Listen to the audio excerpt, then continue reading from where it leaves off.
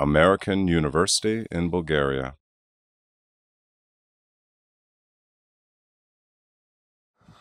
Okay, so my name is Boris Goncharov, and today's lecture will be on cryptography and steganography. This is a very important topic because it's widely used not only in cyber forensics but also in our day-to-day lives, actually, with computer systems and everywhere. When you use computers, we have cryptography. Steganography, not that much, but this is something we'll discuss later. So I have several certificates in the area of information security. If you're more interested, of course, we can have a short discussion after it. Very briefly, TOGAF, this is Enterprise Architecture Certificate. Enterprise ITIL, this is IT Service Management Certificate. ISSMP, CISSP, this is Certified Information Security Professional, Information Security Management Professional, Certified Chief Information Security Officer, Certified Co-Hacker, Certified Hacking Forensic Investigator, EC Council Instructor. This is so cryptography and steganography. This is very, very important area. So we will go deep in deep. These are the key areas of knowledge. We will skip those. We will see it in the slides. So history of cryptography. You know something? I really hate mathematics. Really. I don't know about you guys, but I really, really hate it. I was at university, I hated it. I was in school, I also hated it. So I really don't want to give you a mathematical models and formulas within this domain. So don't worry about it. We're not going to discuss complex formulas behind cryptography. Of course, cryptography is, of course, all about mathematics. But for me, the most important thing is to get the concept, to understand what is sitting behind this very complex domain. This is a separate, a very distinctive area of study that you can dive into, and you can spend all your, let's say, time in the university just to study cryptography. So it's very complex, it's very comprehensive, so it's very interesting also. So I would like to start also with some history behind it, and of course we will speak about history of steganography. And this is maybe how you will fall in love within those two really interesting topics. So history of cryptography. Well, actually it's believed that the first use of cryptography, actually, of course you can guess it right, in ancient Egypt. So why? Well, we may say that hieroglyphs by itself, it's a form of cryptography, but this is not what we actually are discussing in this specific example. So I think it was a tomb of Imhotep II, I'm not sure, yeah, don't remember. So 4,000 years BC, the first use of cryptography. So Menet Khufu, this is the Egypt city. Right? This strange hieroglyph was discovered. So these inscriptions, glorifying the life of Imhotep II, they was using a very unusual symbols in order to confuse the reader. So this is why it's believed that the first use of cryptography was exactly at this moment, because they use unusual symbols in order to, let's say, to make the guy who reads, if he can of course read it, confuse them in order to hide some facts of the life of this nobleman. Well, of course, we have, of course, ancient Greece, sorry. So what was used there, basically? Recognize the man? This is Sparta, yes, of course. Tonight we'll die in hell. So basically, this, why this guy? Because we speak about Sparta. So what kind of encryption algorithm they used in these ancient times in Sparta? Basically, it was a very simple thing. It's called Skytel, basically. So Skytel, it was the method of encryption in the ancient Sparta. So this is Skytel. What is Skytel? Does anybody know? One of you knows? So it's a really, really simple thing, actually. It's not something complex. It's not about mathematics.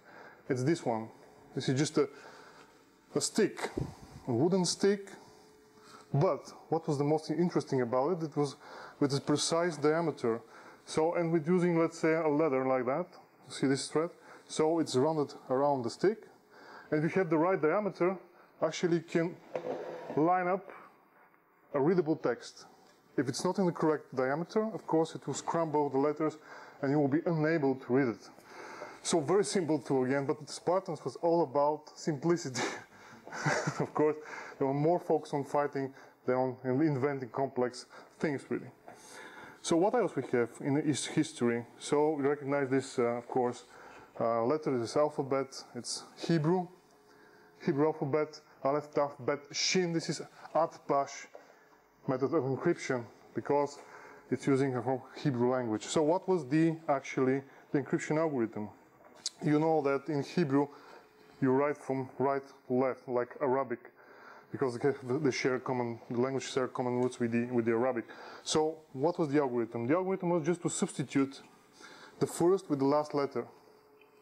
And this is how they was creating a scrambled text in order to make encryption, to, let's say, to hide the meaning of the information. So basically, you still just substitute with the last. So Aleph and Taf. This was this one is called AUBG, basically. What else we have? Of course, the most famous in the ancient times, Caesar cipher. Somebody? Caesar cipher? It's very, again, sorry? Yeah, by taking one number and... the positions. Yeah, positions. Yeah, the positions, how much? It's 3 positions in the alphabet. So this is the encryption, the encrypted text. Can somebody decrypt it for me? Vieni, vidi, vici. This is what is written there, using the Caesar cipher. So it's a very simple thing, as you say, our colleague said here, just to... This is actually, you can create this for, let's say, for your joy, if you kind of like this kind of stuff, or your, say I have a kid and he likes stuff like that. So basically you just move 3 positions in the alphabet, and this is how you encrypt the data, right? It's very simple. I'm hearing this all the time. Wow, this is really, really simple thing, actually. This is really not actually having some, let's say, level of security behind it. Yes, it's true, but you have to remember that in the ancient time, not everybody was able to, first of all, to read and write. So if you add something like that, additionally, it creates really complex, for the most of the people, means of, let's say, of hiding information. This is more or less in our modern time. Rot 13, it's wrongly perceived as an encryption algorithm. It is not. It is actually, let's say, censorship circumvention tool, more or less. In the early, let's say, years of Usenet, Rot 13 rotate by 13 places. You see that there is no actually cryptographic value behind it, because in the title of the encryption algorithm, it's actually the key. So this is Usenet equivalent of, magazine. So the idea was to, let's say, to escape from, let's say, moderation. When you publish something, it was, let's say, used actually to escape moderation and to hide really the posts that are used there. So it's very commonly mistaken as an encryption algorithm. Okay, so the next important algorithm, this is this one, Vienier cipher. Vienier cipher. Actually, it's not really invented by Vienier. I don't know why they name it like that, but it's not. I think the guy was Giovanni Battista Bellagio, if I'm not mistaken, who invented this. So what is different within this one? It's far much more complex, because it's using a keyword. And you have this matrix, and you substitute, let's say, your plain text with a keyword, with the letter of the keyword, and you repeat the keywords for the whole length of the plain text. So you just substitute with the keyword using this matrix. It's a very simple thing, but it's more complex to be, let's say, uncovered. And the way how it's uncovered, using frequency analysis from mathematics, because you have a repeated word as a keyword on the whole length of the plain text. So, just a simple example. Okay, we have the key, Boris. Okay, it doesn't matter. Plain text, Vienier cipher. This is something what we want to encrypt. And we use this matrix, if you want to get back, we'll get back, just to substitute B with the matrix letter, and this is W. So this is how you create encryption text. Again, it's simple, but it creates more complexity. It's far much more difficult. If you don't know the keyword, it will be far much more difficult for you to decrypt the message. Okay? So something more interesting from modern times. I really like history, because this is giving you a background of the story, how everything started, and how it is evolving through all these years, when we didn't have any computer system, by the way. I still remember those days. I used to have a black and white color TV set. And now look at it, I mean, we have mobile devices, smartphones, whatever, black and white color TV set. Amazing how things are evolving so quickly. But anyway, maybe you don't remember such times, but I still remember them. Pac-Man game, remember this? Right? So what changed the history? So, something there, you don't know what it is yet, but this actually is what changed the history. Looks encrypted, isn't it? The question is, what was used to encrypt this kind of a scrambled, let's say, group of letters? This is actually an authentic message from the Second World War, basically. It was intercepted by the Allies and was used by the German army to encrypt the messages they have changed in the course of the war, the Second World War, of course, we speak about. So this is actually encrypted using the famous Enigma machine. It's a very, very interesting machine. We'll briefly look at it and see how it looks like. So this is really authentic message from the Second World War. It's about the Panzer division. This is a tanks division advancing in the Soviet Union front. Group Army North, more specifically. So they were advancing towards the Soviet Union territory, and this is describing what they are doing and what is the progress of their movement, basically. So this is how Enigma machine was looking like. It's looking like. Looked like a typewriter, isn't it? Okay, but it's far much more than a typewriter. Believe me, guys. It's really interesting piece of equipment. It's more powerful, by the way, if you know disencryption algorithm. It's far much more complex than disencryption algorithm. As a length of the key, I mean. You'll see why. So this is Enigma machine. So this is actually describing the procedure that actually in the Luftwaffe and the army were using these kind of machines. You know, we have some movies about the Enigma, covering Enigma with the submarines, but in reality, the German army was using different versions of this machine with a different application. That's for the submarines, they were using more complex machine, and for the army and the Luftwaffe, more simple one. So we'll speak about this simple one. But the interesting thing is that you need, of course, to set up correctly the machine in order to encrypt and decrypt the message. So how they did that? Very simply, by paper. Or pigeons, I don't know, maybe paper, by giving them by hand. So what they were doing actually is to set up correctly the machine. So every day they have a different setup of the machine in order to be able to encrypt and decrypt the messages. So they're using these key sheets. It's called Wehrmacht Enigma key sheet. This is, as you can see, authentic from the German. Who speaks German anyway? Okay, great. I cannot speak German at all. It's a very difficult language for me. So it's like a Chinese. Anyway, so we have, these are the settings. These are the number of the rotors and the order of the rotors. This is, oh, I cannot pronounce this, guys, really. This is the initial position of the rotors. Stackboard, this is Stackboard. This is plug and unplug, kind of with cable part of the machine. And this is actually asymmetric session keys. It's a group of 3 letters.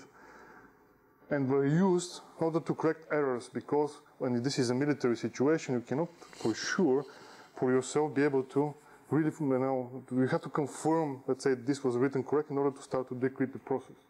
Anyway, so they use these 3-letter groups, we'll see how, in order to start the encryption and decryption process. It's very interesting. The analogy in modern days is a session key, actually. So these are the Walsenlage, yeah, I guess. Choice and order of the wheels. So we have 5 wheels.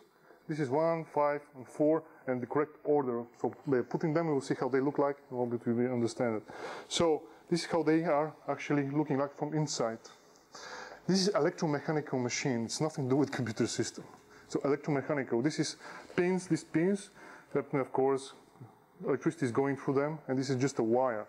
But you see, it's not like a direct, let's say, wire. It's kind of a twisted and right.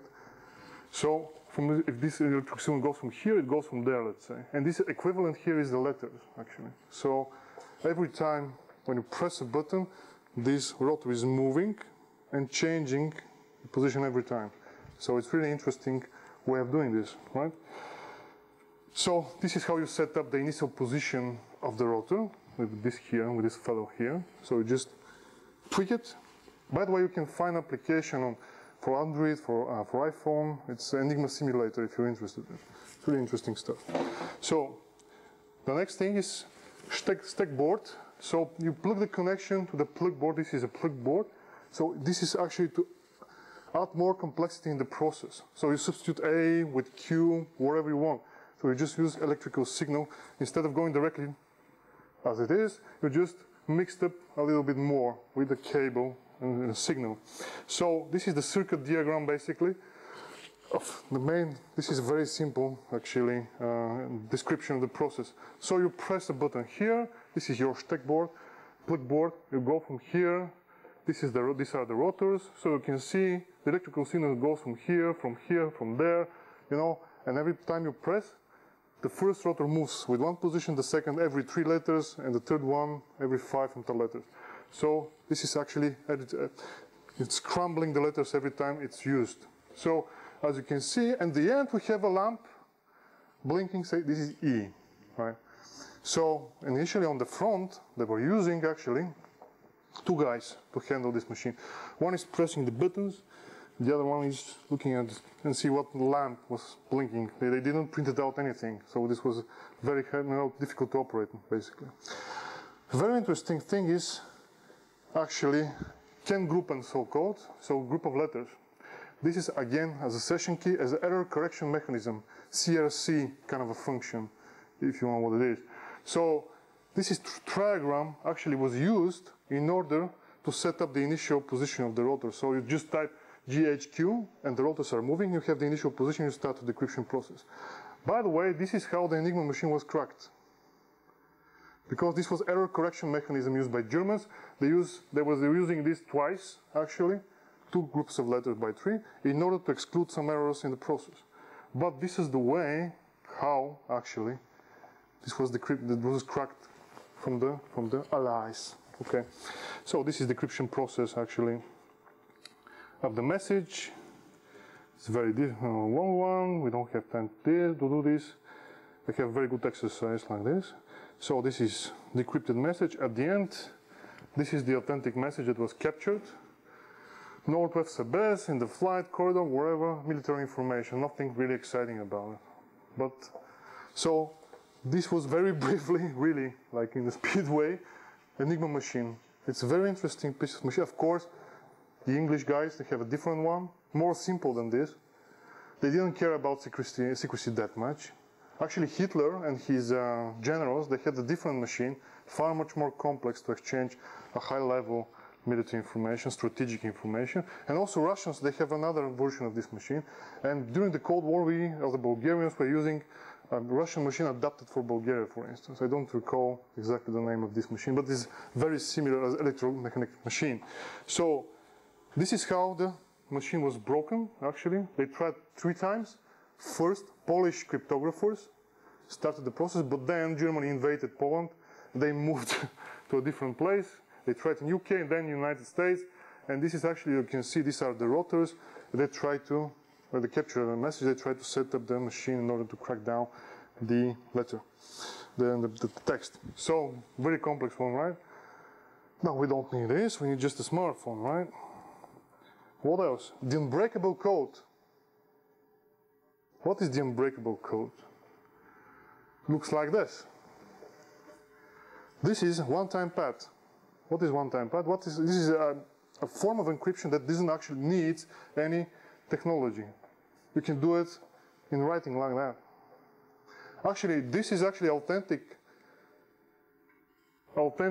let's say, pad used during the Cold War with the spies, you know, James Bond kind of stuff, you know, to exchange really important information. So actually, behind this there is a code sheet as well, because these numbers represent letters in a specific order. So the idea, do you know XOR function? I'm sorry guys, but this is some mathematics anyway. XOR function? Okay. So this is a form of XOR function, which means that you substitute a letter from the plain text with the letter of the pad. So, and you do this for every letter in the plain text with the letter. So the pad has to be the same length as the text that is encrypted, and it has to be used only once in order to be strong. Otherwise, if somebody else, of course, uncovers the pad, This will decrypt the message very easily. So one-time pad, some mandatory rules. One-time pad should consist only 2 random numbers, precisely 2 copies of it, and then you have to destroy it, eat it, whatever, and throw it away. So this is a perfect encryption algorithm if you don't have any other means of encryption, like technology, computer systems, whatever. It is believed also that was used by Al-Qaeda and some other terrorist groups in order to exchange messages within them, because now you know what's going on with the Islamic State, for instance. If somebody from Islamic State is using a cell phone, he receives a rocket. Immediately. I'm not kidding. I'm not kidding at all. So you just pick up the phone and listen, guys, let's attack this place directly. So they don't use smartphones in this form of communication anymore, because otherwise, you know, they'll get punished. So, you know, some of the backsides of technology, I guess. But then again, we are not Islamic State, so we are safe. Relatively. So one-time distribution, this is actually captured by I think it's Western Europe somewhere. So this is how it was, the one-time was distributed. So it was hidden in some shaving kit or something like that. Really spy stuff, you know. But this is actually the reality. You know, they had it here, let's say. Nobody really, you know, cares this anymore, but back then in time, it was really the way how to do it. Okay, some other forms. Ruling key cipher. Again, it's used by terrorist groups, but also by, let's say, criminals. So this, you don't need an electronic algorithm. So you need, let's say, text, book, library, shelf number, row number, column number, page number, letter, whatever. And you construct the entire message like that. So page lines, word numbers, whatever, it's very difficult to do, but it's a form of encryption. History of steganography now. Let's see how this is actually in parallel what is going on there. So, recognize this man? Herodot. What the hell is this? It's a look at a bunny rabbit. Yeah, it's like a cute running bunny rabbit, right? Why on earth I'm putting this next to Herodot? Do you know why? Because Herodot was describing one of the first usage of steganography. Poor animal, I would say, because this was actually used as a carrier of a hidden message. How? Stuff in the stomach, of course. How? How you stuff a rabbit? Like you want to do some, you know, rabbit stew or something, but this was done in order to transmit a secret information. So it was stuffed in his stomach, and one guy was dressing like a hunter or something, and was carrying this rabbit. Doesn't make any suspicious though, of course. He's a hunter, of course. So this is how, for instance, they were transmitting hidden messages. Some the ladies here will say, "Oh, this is cruel, wow," but we still have a rabbit stew, haven't we? Right? Okay. So a man called. This was described by Herodot, was actually wanted to send a message to Sirius, but all roads were guarded and blocked. Here it's the code. This is a wild animal. It's not like a domestic rabbit. So here, to conceal the message in his stomach, right? So servant dressed as a huntsman carried the hair by word of mouth, asked the recipient, and they cracked open the rabbit and found the message. Okay. Maybe after this they do the rabbit stew. Who knows? Tasius, Tatsi, how we call it in Bulgaria. What the hell is that? Bones, yeah. We played Domino. And so this is exactly the same. It was in the predecessors of Domino game and also dice. They were using this like a game actually. But Tasius actually wanted to use this as a steganography method. So he used this in order to, let's say, to arrange them in a specific order, and when you put, let's say, through all the holes, like a line, a thread, you will be able to uncover a secret message. So this was one of the ways of usage, kind of a very strange dices, let's say, or domino game. So this is a predecessor of cubical dice, yeah. So they drilled, and so this is how they are transmitting a hidden message. Okay, so Also, linguistic steganography. Of course, this went in parallel with the famous scissor cipher. So, null ciphers are a form of open codes. Plain text is mixed with the non-cipher material. So, the simplest algorithm embedded in the steganogram, first letters of the words of the cover text. Let's see an example. Like this. So, this is really an innocent-looking message. It's nothing, actually. It's just a bunch of words. A treat is to analyze scams, knowledge, blah, blah, blah, blah, blah. But in reality, if you look at the first letters, you will be able to see a hidden message. So the hidden message actually is this one. Attacked outpost at 9 a.m. Okay? So as you can see, this is a very simple form of steganography as well. By the way, in the modern ways, we are doing almost the same thing actually. Let us see how. Of course in electronic form, not like that. The first publication of steganography, Tritimus, 16th century, Yuan. So this is actually print screen of the actual work. He also did some work on mystics and stuff like that, and he mixed it in one book. But because, as you imagine, the steganography was the form of witchcraft in these times. But anyway, so he described this, what we have discussed now, he described it, and he suggested different methods of also doing this. And one very interesting, of course, it's widely used also today in prisons, Cardan Grill, Italian guy. So, what was the Cardan Grill actually?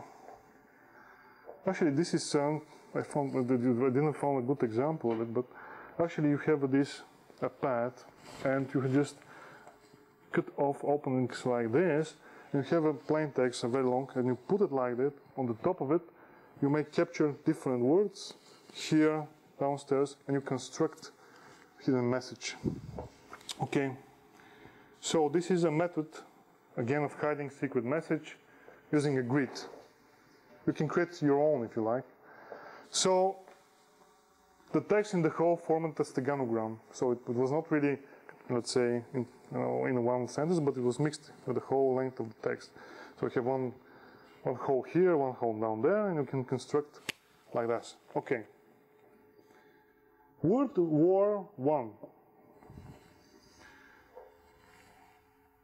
Sympathetic ink or invisible ink. This is what is described here. This is confidential. It will get disclosed recently. Actually, they are describing what kind of materials you can use in order to create invisible ink. So invisible ink was again a form of, let's say, steganography. So actually they're using milk. What else? Ordinary stuff, basically, to transmit the message. Okay?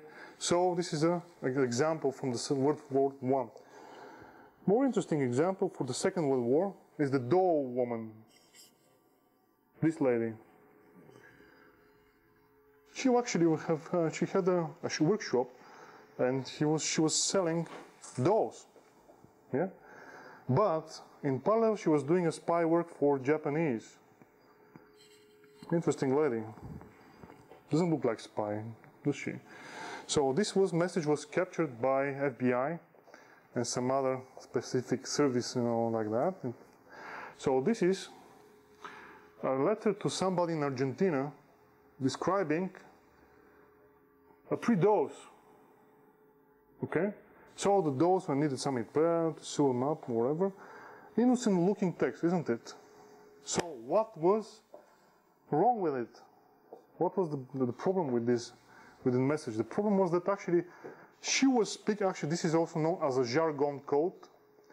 Actually she was speaking about 3 ships, battleships stationed in the harbor, and she was describing and giving military information to Japan about the status of 3 warships and how they were repaired. So this is what she was doing actually. She gets sentenced and went to jail. I don't think that they actually took her head off, but anyway. So Val V. Dickinson actually, February 1942. Okay. Interesting stuff, from history. People are really innovative when it comes to do something bad. Present days. What the hell is that? It's a piece of sheet. It's not a toilet paper, but looks like it. It's a normal print paper. You see these yellow dots? This is actually the manufacturers of almost every known equipment. Actually, they represent something like that. This is encoded identification of the printer, manufacturer, and some useful information. They did that in order to combat counterfeit, actually. But then again, they can use it for other purposes, of course, to identify somebody. So this was the modern way of, we speak about HP, Compaq, and all other big names in this industry. 2006, I think it's 4, I don't remember exactly. It was announced by PC World magazine that they are using these practices. Okay. So, some key cryptographic concepts without mathematics. Okay. So cryptography is a very simple thing. You have your plaintext, my plaintext here. In this notice, Boris will answer the ultimate question of life and everything. So what is the ultimate question of life and everything? The answer, you know it? 42, of course. Okay, so we have encryption algorithm, ciphertext, decryption, plaintext. The simple stuff, let's go home. Okay, let's go for a beer. Okay, but unfortunately, it's more complex than that. Some definitions, you like them. When I was in university, I really liked definitions, enjoy them every day, reading all the definitions in my books. Of course, I'm kidding. But algorithm, cipher, cryptography, cryptosystem, cryptanalysis, and cryptology. Algorithm and cipher, actually, this is the same thing. This is algorithm cryptography, this is the science. Cryptosystem, all the hardware, software you need to implement cryptography. Cryptanalysis, the process of uncovering flows within cryptosystems. And cryptology, the study of cryptography, of course. Some more definitions, and cipher, decipher, key cluster, and key space. We'll speak about this. Maybe this is more interesting. Kirchhoff principle. Kirchhoff. This guy said that the only actually secret thing should be the key in the cryptography. Not like, you know, our friends from CIA, FBI, and some other interesting organizations. They don't believe in this. They believe that everything should be secret. Okay. So this is a very simple, actually, more simplistic, explanation of what is the relation between the algorithm and the key. If the algorithm is a set of formulas, a very simple one, and this is our key, actually the key represents which functions, in which order, and we need which initial values, actually, will start the encryption process. Remember the Enigma machine? This is exactly the same thing.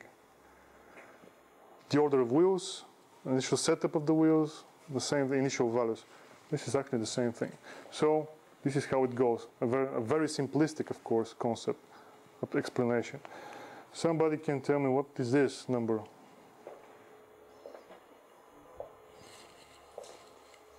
A big number, right? A big number. So what is this number represents? The age of the universe, so it's believed. The age of the universe, 13 billion years. Nobody can confirm this for sure, of course. But so why I'm putting this number here? Because when you speak about cryptography, cracking stuff also, password cracking, we speak about work factor. There is no single thing on this planet that cannot be cracked, braked, wherever. The only question is how long it will take and what effort I will need in order to do it. So if you want to crack down a complex password of 48 characters long, with a symbol, let's say uppercase, lowercase, symbols, whatever, you will need approximately this amount of time. I can guarantee you will succeed at the end, of course, but who can wait for such a long time? Type of ciphers, substitution cipher. I will just give you an example. This is actually looking weird, isn't it?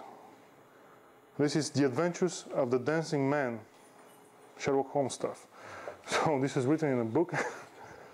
Actually, this guy, the bad guy, was using this encryption algorithm in order to mask his messages, secret messages to the victim.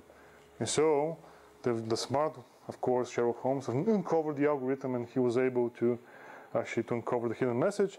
And the hidden message in this occasion was, Elise, prepare to meet the god. Sounds pretty threatening, isn't it?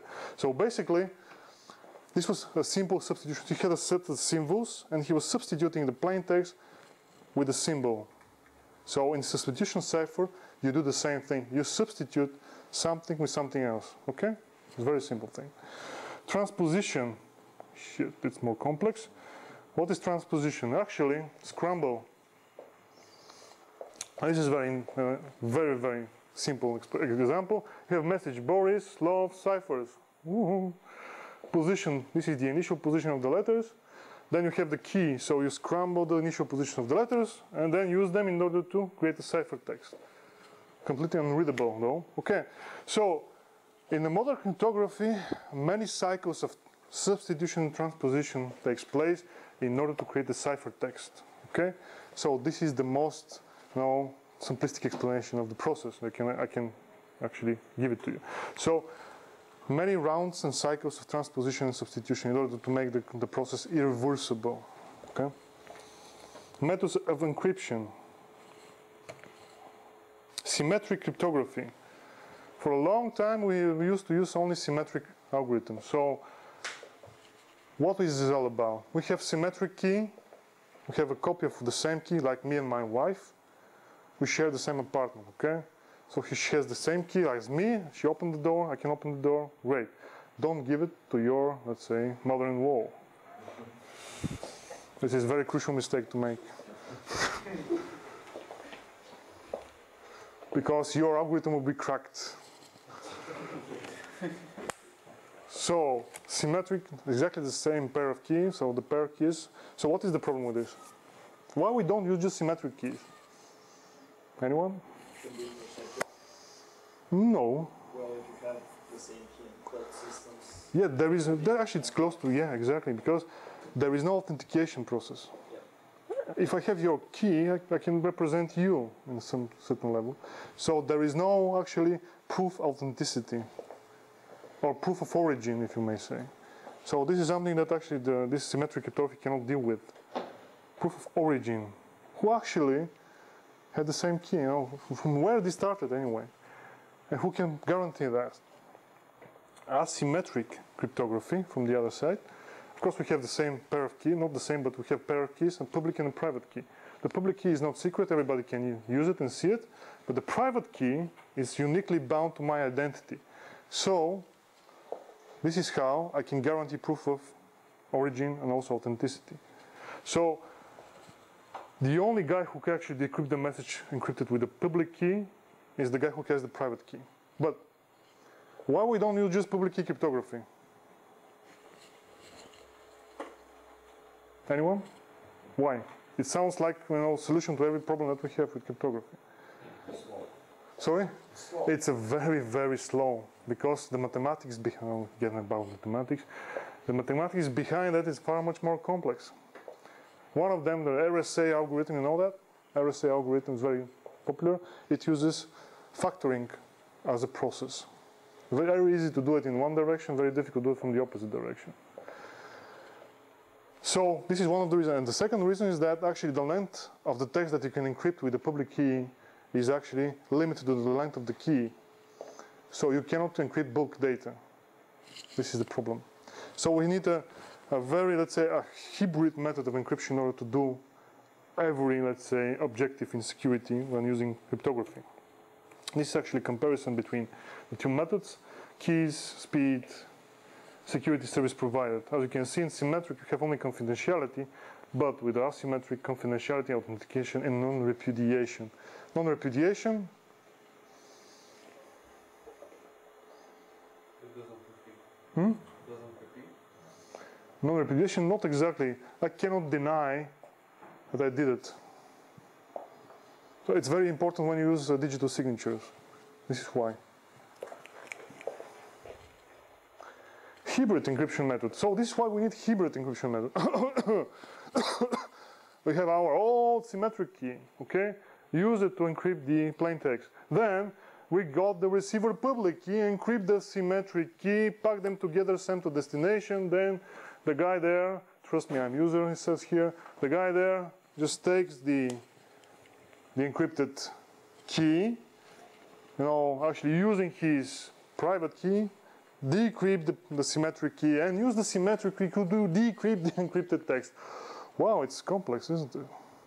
But this is happening in every network that we are speaking about right now. VPN connections, we exchange session keys all the time, and we encrypt the traffic like that all the time. HTTPS, whatever, public key cryptography. We use this every day when you log into Google, wherever. We use this heavily. But this is a very simple process that sits behind that concept, okay? So also, this is also known as a digital envelope, if you hear it somewhere. Some of the symmetric algorithms, very quickly, block and stream ciphers, block ciphers. So what the concept that you divide the message in the blocks of data, and every block of data get encrypted with encryption algorithm. Next block of data, cycle, next block of data, and then you have the full data encrypted. Stream ciphers from the others, stream ciphers are very much different. We have, this is our message. This is actually represented in a bit level, okay? And you have XOR function. And you also have key stream generator actually create a random set of zeros and one. Zeros and one.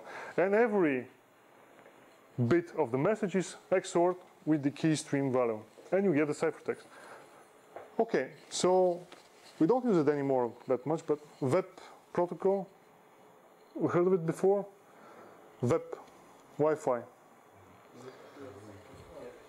Don't use it. You know why? Why? It's very easy to hack. Yes, that's true. Why? Always ask the question why. This is the key to every knowledge. Why? It is using RC4 algorithm, stream cipher. And what was the problem? The problem was that the manufacturers of Wi-Fi equipment set up on the device this guy here. This is initialization vector. This is a simple value. It's not simple, a long value, but it's not secret. This is actually used in order to add more randomness in the process every time key stream is generated. So they have a random number, if it is random, to create random key stream. Okay? So in web protocol, they fixed initialization vector in the device, on the device level, and you get all the same initialization vector every day, every minute, transmitted into the wireless packet. But also in the wireless packet was also the key. Very stupid thing to do, by the way. So the key was in exchange, the encrypted packet, and also initialization vector. And if you have enough amount of captured data, you can uncover the process because the initialization vector is not unknown. And this creates all the same key stream every time. Okay? So very, very stupid thing to do. But in our modern world, who does care of security anyway? You use Facebook probably, right? Heavily. Okay? Use smartphone every day, okay? But this is dangerous for me. Very dangerous stuff to do. Don't do it. Of course we'll do it. Nobody can stop. But I'm old kind of a guy, I don't believe in social networks. I use them, but I don't believe in social networks. I hate them. I like technology, but I don't like what security issues is bringing to us every day. You see this picture of these actresses and movie stars exposed in the internet. Yeah, guys are laughing, ladies are not. Yeah, it was great, yeah. All right. But this is a very good actually example of when you use a modern technology, what can actually, if you don't think of security, what can happen. And there is no such thing as a perfect security. I'm the biggest vendor on the planet, you can trust me. There is no such thing as trust in security, believe me. But then again, we as a people will continue to share data. Just for your reference, a list of the most famous symmetric algorithm. DES, the famous DES algorithm. Triple DES, what the hell we need triple DES for? Blowfish, twofish. Blowfish is used in PGP, if I'm not mistaken. Twofish, International Data Encryption Algorithm, EDA, RC4, RC5, RC6. Advanced Encryption Standard, EES, this is still in use heavily. Secure and fast encryption routine, Cipher, and Serpent. Of course, the most popular DES encryption algorithm, initially it was 128-bit key, but the United States government wanted something that can decrypt. They want to control everything. Do you know what they are using for the decryption process on the hardware, as a hardware? Do you know? PlayStation. I kid you not, it's PlayStation. Not like, you know, console, the board. Why? Because the graphical processor of PlayStation, it's a very powerful thing. It's very efficient. Actually, when you crack a passwords, I recommend to use graphical GPU on your computer system because it's far more efficient in calculations and complex calculation with floating point calculation. This speeds up the process tremendously. So if you want to crack down passwords, use GPUs. So this is what the Americans are doing. Oh, a room full of PlayStation. Wow. Exactly. So this, they named initially these algorithms Cipher. I don't know how these names are popping up all the time. Cipher. Whoa. And they changed to, IBM developed this algorithm initially and was reduced to 56 bits in order to be able to be decrypted anytime they wanted. So DES, a block cipher, IBM 9070, block size 56, okay. In 1999, Distributed.net and the Electronic Frontier Foundation collaborated to publicly break DES key in 22 hours and 15 minutes. Wow, this is a problem. So this is why they created triple DES. So it has different, same things, different keys, mix up a process a little bit in order to wait for the EES to come up. Asymmetric algorithms very quickly. Diffie-Hellman. Without Diffie-Hellman, we are doomed. There is no networking without Diffie-Hellman. If you set up a VPN stuff, you see DH groups, right? Who does actually tweak firewalls or who set up VPNs? Some of you? You play with this? No? Okay. So Diffie-Hellman, but actually it's not encryption algorithm. Don't mix up this one. RSA, Elgamal, electric curve crypto systems. By the way, Google is using now electric curve crypto system to encrypt the traffic after what happened so many years ago. Diffie-Hellman, I will stop on this because it's a very important algorithm, unique, I may say. It's actually a key exchange algorithm. You remember that if you want to encrypt data, you need symmetric and public key cryptography. So, in order to derive the key securely, distributed the symmetric key securely, they developed Diffie-Hellman. So, Diffie-Hellman is like this. You have my private key, I have my private key, I have Ginka, this is a beautiful Bulgarian name, public key. So you run this through the Diffie-Hellman algorithm and you what? Generate symmetric key. And Ginka from her side is doing the same thing and she is actually doing the same symmetric key. Wow. And now we can use it for bulk encryption in the encryption process. Very, very, very good, isn't it? By the way, it was believed that Diffie-Hellman is the only key exchange algorithm present on this planet. But in reality, it was not true because in GHCQ, it's British Pentagon, okay? So there was one cryptographer developing a very similar thing, but was secret for a long time. Now it became apparent that actually this existed a long time ago. Military guys, well, what can I say? The problem with this is the man-in-the-middle attack. Okay, if I can capture this, of course, because in symmetric you don't have proof of origin. Man-in-the-middle attack, we'll speak about that later. The famous RSA algorithm, these three guys, Ron Rivest, Ad Shamir, Leonard Adleman, famous guys. So they developed this algorithm, and you can see that the key size varies from 1024 bits to 4096 bits, typical. One round of operation. One-way function, factoring. So if you have a number like that, it is almost impossible to end up with the originating prime number, which was used to in the first process, when we surrounded the process. Very easy to do it from one direction. You have this prime number, multiply by this, and you get this big number. But if you want to derive to the originating prime number, very difficult if you don't know the steps. So this is the concept of RSA. It's like breaking a vase on the floor. It's very easy to break a vase, but it's very difficult to assemble it again, right? So this is the same concept. And some message integrity, because we'll see later in our lectures about message integrity or hashing is crucial for computer forensics. It's crucial. Okay, message integrity. What is message integrity? Hashing. What is hashing? Everybody say, I know hashing, of course. Do you good? Oh, hashing. What is doing?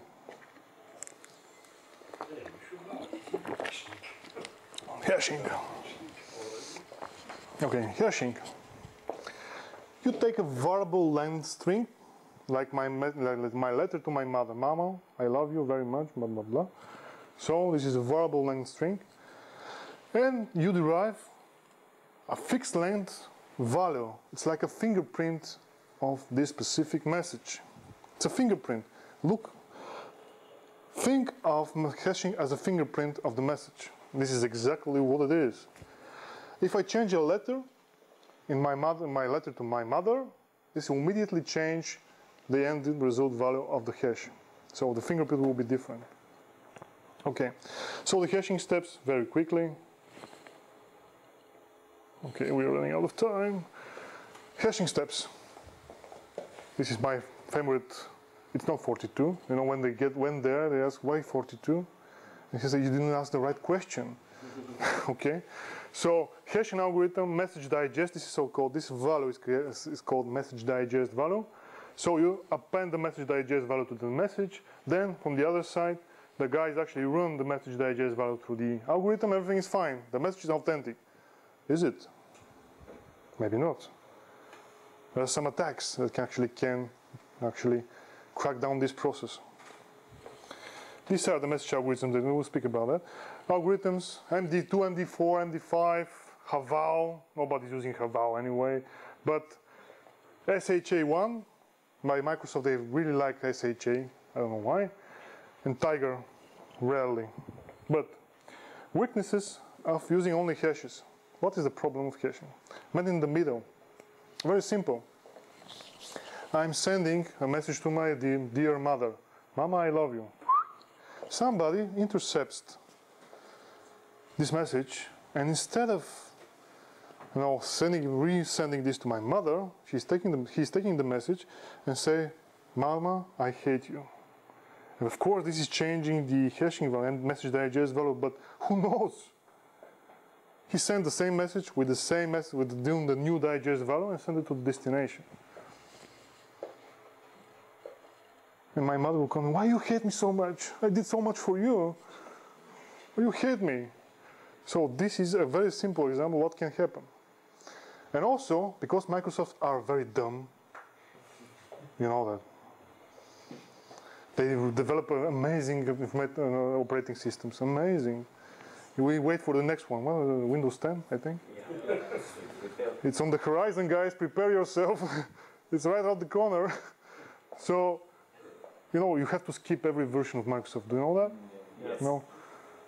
Never ever jump into a new version of Microsoft until one is missing. No. Vista. Oh my God. Who remembers Millennium? My God. This was disaster. XP was successful, we still use it. But in XP, we have very stupid authentication process, NTOM, you know about it? NTOM authentication process. It is using this encryption algorithm to create hashes. And these hashes can be cracked, believe it or not, very simply, very easily, because the algorithm is very stupid. No matter how long your password is, let's say if it's 24 characters long with up or down, uppercase, whatever, what the algorithm is doing is just transform everything into uppercase, divide by 7 characters, and puts this through the hashing algorithm, and derives the hash. The other part, hash. Then concatenate function. This is not something very complex. We just concatenate. And this is your NTOM hash. Very, very stupid thing, doesn't you think? But they use it. Anyway, don't you ever use XP no more or NTOM authentication. This is like you opening your door of your home. Your password and username doesn't worth nothing. It will do nothing actually. So don't use it. Windows Server 2003, don't use it. Use Kerberos. Who knows Kerberos? Kerberos? Yeah, this is the main problem of Kerberos, isn't it? In order to use Kerberos, everything has to be Kerberized. And why Kerberos? Because Kerberos actually is using tickets, but these tickets actually using encryption. And it's very difficult to crack Kerberos protocol, believe me. You have session tickets, so-called, the exchange. Every time I authenticate myself to a printer or device, I'm sending my writing ticket to this device. Encryption process derives the symmetric key, whatever. We don't have time for complex explanation, but it involves heavily encryption process. It's very difficult. By the way, there is another analogy of Kerberos that nobody knows about because it's developed for Europe, and nobody cares about Europe. So it's called Sesame. You know about Sesame? Sesame. Alibaba and whatever, Sesame. But Sesame, they use privilege certificates, so-called, packs, in order to exchange and order to authenticate to a different system. But nobody's using Sesame anyway. So let's go back to the hashing stuff. Okay, so message authentication code, HMAC, so-called, hashed MAC. So what is different here? We don't have any encryption process, but we have a symmetric key. So what you do is take your symmetric key, take your message, and put them together through the hashing algorithm. And this is how you create message authentication code. This is used in digital signatures. So what this gives you actually, it's actually far much more, let's say, difficult to reverse process, okay? So there is another one, by the way, message authentication code, source called CBCMAC. CBCMAC, wow, this is a complex. So you have, let's say this is DES encryption algorithm with Cipher blockchaining mode. By the way, these algorithms, they have different modes of operations. You can possibly remember every one of it. But this is Cipher blockchaining. There is an electronic code book version of DES, which means that you have the block of message run through encryption. There is no chaining, just next block, next block, next block. But this one, the resulting block of ciphertext is used for encryption of the next block of data. So this creates more complexity. If you don't have this whole message, you cannot reassemble it at the end. By the way, electronic code book algorithm mode of DES is used where? In ATMs. Because it is suitable for very low, limited amount of data that can be encrypted. Your PIN codes of the ATM is encrypted, let's say, with DES in ECB mode. Wow, so this is very interesting information. Everybody will remember it after you exit this room. I'm pretty much sure. There is also, don't worry, there are plenty of these modes of operation of DES, feedback mode, counter mode, whatever. If you're interested, of course, I will give you more information about it. But look here. So you put your message through this algorithm, CBC mode, and the last block of ciphertext is actually your message authentication code. You don't encrypt your message just to want to be encrypted. You just take the last block of data, and this is your message authentication code. You put it to the message, and then this is your fingerprint, okay? So what is digital signature? Very simple thing. Hash value that has been encrypted with the sender private key, The act of signing means encrypting the message hash value with a private key. This is very simple what digital signature is. Okay? Some security issues, and we'll speak during our course, we'll speak about these security problems. With the hashing collision, when two different messages are computed by the same hashing algorithm and the same message digest value results. This is how password cracking is done. You know John the Ripper? I'm not speaking about the historical guy. I speak the cracking program, John the Ripper, a very efficient one. Of course, you can use plenty of other tools to crack passwords, but rainbow tables. What is rainbow tables? What are these things really? Instead of trying to find a specific password, you can actually create a predefined list of hash values. And you don't search for a specific password, you search for this fingerprint. And if you found your hash value within this table, your passwords get cracked. Very simple. This is like, it's very, let's say, in this room, there may be a probability to find two people with the same date, okay? But if you want me to find a specific person having this date in this room, it will be more difficult. But to find people with the same date, it will be more easy. So this is rainbow tables. This is actually comparing hash values within the process, and then you can crack passwords like that. Very, very simple thing, of course. Birthday attack.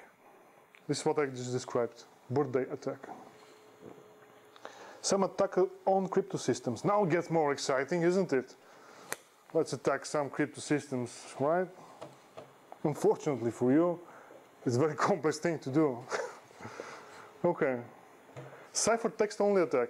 This is the most common situation you can end up trying to crack down some encrypted text. You just have a copy of the cipher text. Okay? And this encryption algorithm. And you want to discover the key used in the encryption process. Good luck with that. Good luck.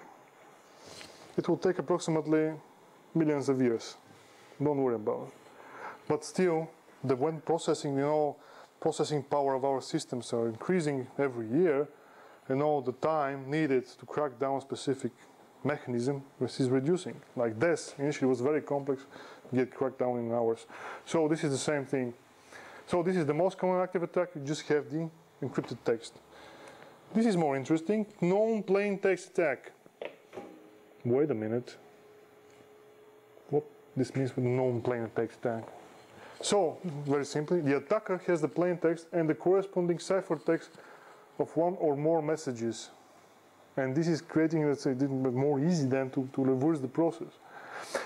How this is done, actually, look at here. Messages usually start with the same type of beginning. Dear Boris, okay? This is something that I already know. Well, this is the plain text that I know. And then same type of ending, best regards, kind regards, say hello to your mother, whatever. An attacker may know each message the general sends out of his command, so he can actually predict some sort of the resulting ciphertext and can use it in the process. So, choose and play text attack. This is, let's say, slightly different. Okay, if I want to say, let's say, I send you an email states, I know the meaning of life. It's 42. Wow, that's interesting. You may think that you have received tremendously important information, okay? All right? And you send this, you can encrypt this because this is important and secret information. You encrypt it with the algorithm and send to your friends. Nobody is doing this really, isn't it? Who encrypts messages to his friends? Nobody. This is what I thought. Okay. So, but in the same time, I'm capturing your traffic and intercepting your encrypted message. No, because I selected what kind of a plain text that you should use. I can exactly, be able to, the method and the encryption algorithm and so on. So this is the chosen plain text. And choose a cipher text, far much more difficult to accomplish because you need access to the encryption, the crypto system. It's very similar to this. And this is the more interesting one, side channel attack. You just observe, you don't move more. Actually, in 1995, RSA private keys were uncovered by measuring the relative time cryptographic operation took. How the hell they did that?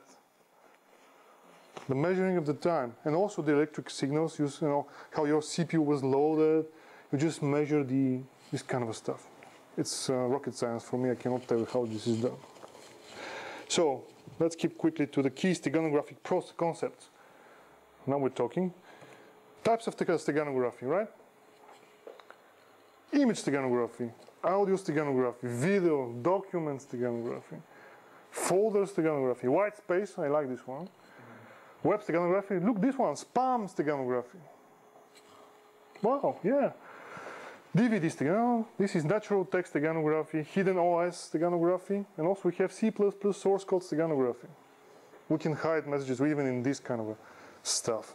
Well, so let's quickly go through this stuff. Image steganography. This is my favorite American hero. You know this guy? It's Chuck Norris. Why you don't stand up, guys? It's a legend. Okay, Chuck Norris guy, right? But I hide some messages in Chuck Norris, and our practical session will be able to uncover this hidden secret information in Chuck Norris image. He's a really great guy. Okay. So what is the Stegano process? Okay, so we have information and cover image, Chuck Norris. And this is our steganographic tool, the hair, okay? The poor animal. So stego image, and you will result this in stego image. And then, again, steganographic tool, cover image, information. Very simple thing, okay? So, how actually we do that? I will speak about one of the most common ways of hiding messages within image, like this. So we have this term called least significant bit. Okay? Why is so insignificant for us, this insignificant bit? Because human eye cannot tell the difference if you use RGB colors. For instance, you cannot tell the difference between slightly modifying the rightmost bit. Okay? If you just change it with 1, what will happen? Nothing really. Visually, nothing will happen. So this is the concept. Actually, this is the representation of this color. So this, in this case, RGB, this specific color here. The binary representation is this one. Okay? So if you want to embed another information, change the rightmost bit of the message. And by doing so, what the hell happened to my computer? Okay. By doing so, you will be able to embed a secret message. This is an ASCII code 73, let's say, secret, the letter S. Binary representation is this one. So you just split this binary value and append and change the last possible bit of the message. So you don't do it in the same moment, but you just stick it to every part of the message. We will see some examples on our practical session with hex editors. We will be able to see how this can be done, actually. Okay? You look at your watches. Okay, that's a good sign. So another example: given a string of bytes, I'm the Neo from the Matrix. I see everything in binary. So the letter H is represented by binary digit of 0100. Okay, so what's happening actually? This is the string of bytes, and you just change the last possible bit, and you stick it on every bit like this, and you combine it, you get the H. Luckily, you don't do this manually. There are certain tools that you can use. Tell us for sure. We have to close. Okay, see you guys later. Bye. Okay. This program is brought to you by AUBGTalks. For more, please visit us at aubg.edu/talks.